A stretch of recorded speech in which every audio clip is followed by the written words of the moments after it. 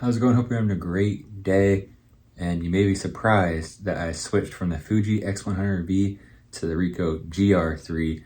This is the street edition. And this is something I've been thinking about for quite some time. I've been flirting around with this camera for a while, watching YouTube videos, thinking about just debating. I've actually been a part of the X100 community, shooting photos with Fuji X100 since the first one. And I've had every single one of them. And I just want to start off by saying, if you're watching this to kind of get your thoughts, to finish your thoughts on what you should get, I think there's some key differences between the two cameras, and it really is actually an easy decision. So for me, I shoot 28mm. So my thoughts on the Fuji X100V are with the attached WCL lens to it.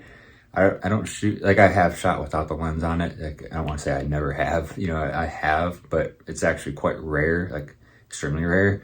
So when I think of the X100V, I think of it at 28mm. So my opinions here are because of the 28mm equivalent with the WCL lens attached to it. So if you shoot 35, my thoughts will mean nothing because it's a whole different camera without that lens on there. It's a whole different size, it's a whole different weight, it's a whole different everything.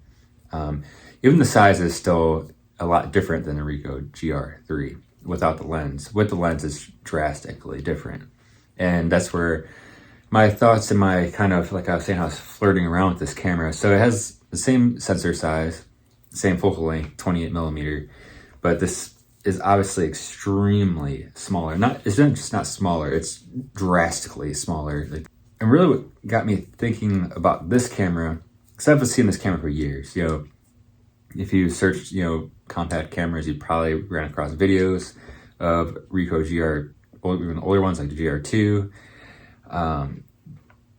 But I didn't really start thinking about this camera again until I got the Sony a7 IV. And that might not make much sense with what I'm talking about here but it really does, because I started working on a photo project earlier this year, and when I'd go out shooting, I was taking the Sony with me. So I got the Sony camera at the beginning of the year, so I'm gonna start off with that. So I got this, upgraded my bigger camera to the a7 IV, and whenever I'd go actual shooting, like I was working on a project or deliberately walking around for a period of time, not just like going to the corner store or just, going to lurk around. Like when I was on a photo mission, I was grabbing the Sony, and I'm shooting Tamron lenses that either end at 28 or start at 28. So that's like my main focal length is 28mm. So those lenses make perfect sense for that Sony. And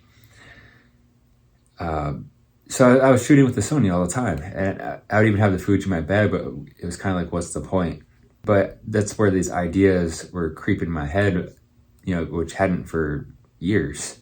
It's like, I'm gonna look at some GR3 videos. It just kind of get me hyped up on that idea, just kind of think about it. And once I started watching them and seeing the size again, because I forgot how small it looked, and I was just like, yeah, it's time, because I was shooting the fair project. It's only like a week ago, a little over a week ago. So this is, I just got this camera last week, and the decision really happened at the fair. I've had these thoughts making the earlier photo book project, or still working on it. Going out photographing, I was thinking about these ideas of switching to the GR3. So I was at the fair. I had the Sony with me, I had the Fuji with me, and I was actually like, when I was shooting with the two, it was like, again, the Fuji with the 28 attached to it, it's not a small camera. It's not like really tiny or anything like that. So when I had both cameras, I was toying around with shooting with the Fuji at 28, and I had an 85mm on my Sony. I only did this one day, but that day made me decide that I'm getting a GR3. And once I actually received the Ricoh GR3, I was actually amazed at just how small this thing is compared to what I was shooting with the 28mm with the Fuji. It's insane. Like, it's so crazy how small this is. And I have a nice little strap setup too. And what's also nice about this flat form factor is how nice this is. Just like if I'm just chilling with a, I can just chill with the strap, just walk around, just like very, very simple, very nice.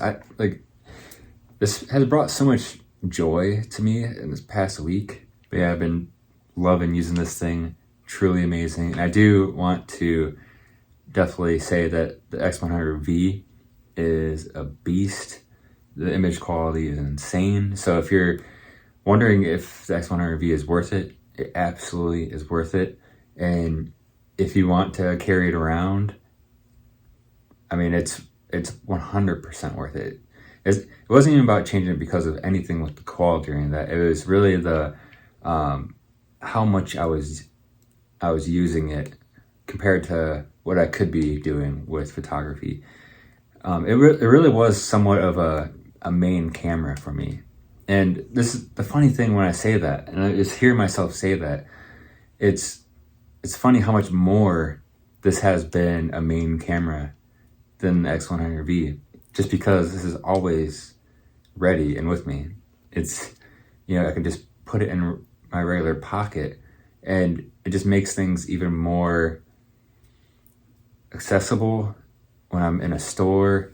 It's very just simple, just put it in my pocket. I can shoot some photos, put it away. There's like no questions being asked. It's just so small. And when you walk in a place, it's just like, it could just look like a phone in itself anyways. And you just have you just have this little thing, you're just walking in there, you don't have this obvious camera, So it does have its advantages compared to the X100V. It really is just like the ease of use, and yeah, it's very simple, and that's what I love about it. I'm just shooting photos.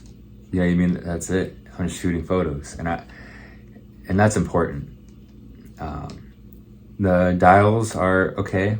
I do miss the dials on the so the X100V definitely had a better exterior setup. Quickly change ISO. You can do it all without even having the camera on, right? So it's amazing that you can do that. This, I've kind of tweaked it up. It took me a second to get used to it. Of course, it's a new camera, but it definitely is one-hand operation. You can change shutter speed real quick, f-stop real quick. I do like you can set the button here for, I never really mess with it. And this is because I'm shooting a lot more on the fly with this, because it's really easy to do that with this camera. Like I said, it's not in the way at all. And so when I'm in a little bit dingier lighting of a situation, I just do this quick select button, whatever you want to call it, and change it to auto ISO. And then so I can just adjust the shutter speed accordingly, however I want it to be, and shoot the photo. I don't really have to change too many settings. And then when I'm in kind of a normal walking around environment, I set the settings manual myself. That's a nice little just quick button press when I'm in a different lighting situation, and it can adjust on the fly. So that's really nice. I do want to say an advantage to this camera for sure, besides the size of this from the X100V, is setting this to an iPad or an iPhone. The app was $10. So you'd have to, it costs money to do it, but it sends the full RAW file over, which the Fuji can do that too, but just to say, it's a full RAW file, right away. It's insane. There's no waiting to connect, hit multiple commands to connect. It's I open the app, turn this thing on to the viewer, and it connects right away. It's actually something you wish was the case for all cameras, but it's so quick. I just select what photos, transfer, done. So it's been huge for that, because I'm trying to shoot a lot more, which is really easy with this, but I'm trying to post a lot more as well. So having that ease of getting it right to a phone or iPad, or just so I can airdrop it quickly too. I don't have to connect to I don't have to plug anything in. It could just be real quick, and so that's nice. I put these on here. I watched a video. how to get these on if you use Peak Design straps. I actually use floss and you like jam it through. It's super weird, but it does work. Because when I got it, I was like, how? Because I seen someone have Peak Design anchors on, but I was like, how do you even get these in here? So it's kind of a cool trick to get that on. I do have a little viewfinder. I talked about that in the last video, if you want to watch that. But yeah, it's just, I love this thing. I just wanted to just chat a little bit about why I did it, you know, why I made the change. I actually do love the image quality on this thing. Both cameras have been out for years, I feel like now. You know, it seems kind of weird to buy a camera that's years old, but it's interesting how old cameras have gotten. You know, with the whole shortage of chips and all that type of stuff, it's made things delayed. But it doesn't feel, to me, shooting with this does not feel like a downgrade at all. I think the only thing I noticed right away is like I don't have the high shutter speed. That's one thing if I were to have two things I guess I would want in the newer version of this would be a higher shutter speed and weather sealing. But what this does, with weather sealing, since this can just easily fit in your pocket, it's not nearly much of an issue, you know, because of that. So you can easily stow it away and you're good. But higher shutter speed would be real cool. The screen, don't really need any like tilting screens. I never tilted the Fuji screen out, so that doesn't really bother me. A viewfinder would be cool if it was built in, but I could, you know, it's so small, you know, it kind of makes sense. If they did like the Sony thing where it pops up, that'd be pretty cool. The GR2 had a pop-up flash. That would actually be pretty awesome for this if it had it.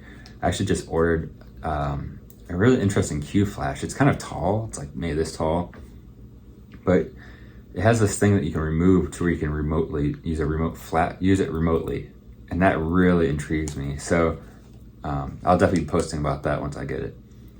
I guess another thing comparing is X100V battery life is a billion times better. I didn't really worry about battery life. You do have to worry about battery life with this. The big thing though, I guess the nice thing is I feel like the battery is like 1/4 the size of a Fuji battery. So I threw a few in my back pocket and I don't even notice them in my back pocket. So it's like one of those things, just have to be aware that you're gonna swap out batteries when you're shooting, you know, for a period of time. But yeah, I think those are the main differences to me. I actually do have an attachment somewhere where you can put a filter on here. I did mess with it, but it kind of took away, because it made it like this far out, and it just made the camera different. And I like the form factor of this. I actually like how the photos look out of this with editing. And yeah, so I guess to recap, I know this is a longer video, but I kind of figured it would be. If you're interested, I figured you'd want to hear all my opinions on the Switch. But I guess the main takeaways to think, you know, about the two is, you know, the Fuji has a weather sealing, better battery life, the image quality probably is better. I mean, I guess those are the main things. The dials on the outside is nice. And I'd say the better things with this one is the obvious size, just ridiculously smaller. You know, obviously we're comparing the 28mm version of Fuji to this, just ridiculously smaller. I mean, to me, that's the biggest takeaway from the two.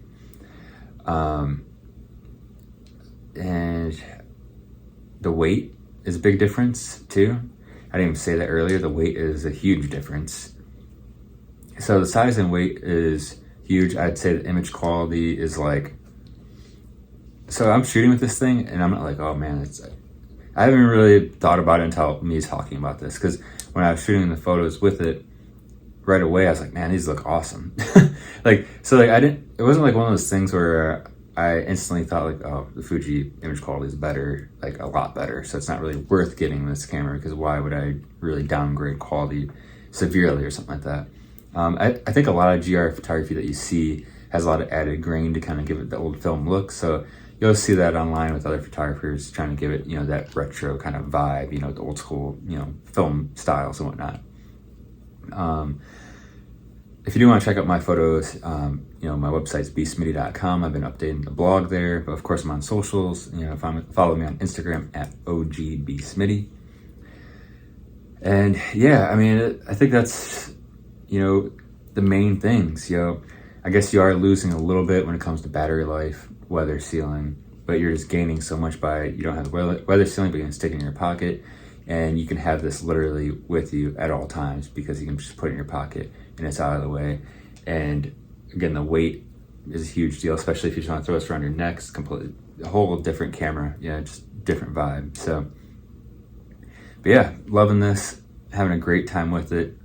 Just wanted to explain why I made the change is really just to be able to shoot a lot more, you know, just be a lot more of just like on the fly shooting photos, you know, just having a good time shooting photos, you know.